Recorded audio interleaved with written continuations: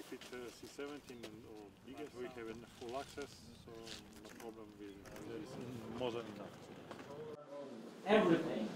They are able to get. You guys were late, 2 hours late to respond. These guys are not really good enough, and they failed to ambush right this week. This is what we do here. We get the go through this system, through this defense. You mean the JTAC team? Next week we will brief our capitals, get some decision. მე შევფასებ იმას წარმატებულად შეხვედრების მსვლელობისას კიდევ ერთხელ ხაზი გაესვა საქართველოს მხარის ასე ვთქვათ გაწეულ სამუშაოს ხაზი გაესვა ჩვენს მონდომებას რომ დროულად და ეფექტურად შევასრულოთ აღნიშნული პროექტი ეს არის პირველი ვიზიტი მიზნად ისახავდა ჩვენს მიერ წარდგენილი კონცეფციის შეფასებას და საქართველოში არსებული შესაძლებლობების შეფასებას. აღნიშნული ცენტრი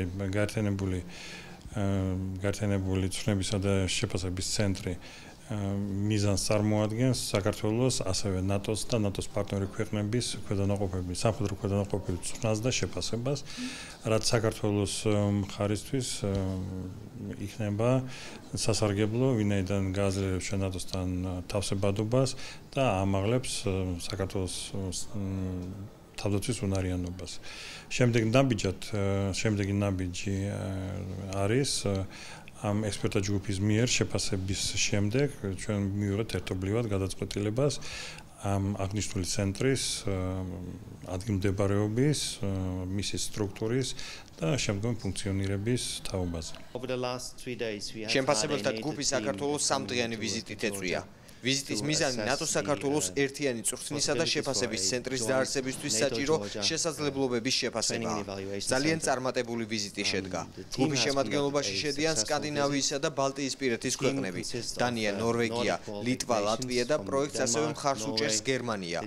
ვიზიტის ფარგლებში ჰქონდა ძალიან კარგი დისკუსიები. ასევე მოვინახულეთ რამდენიმე შესაძლო ლოკაცია. ვიზიტის შედეგებით ძალიან კმაყოფილი ვარ.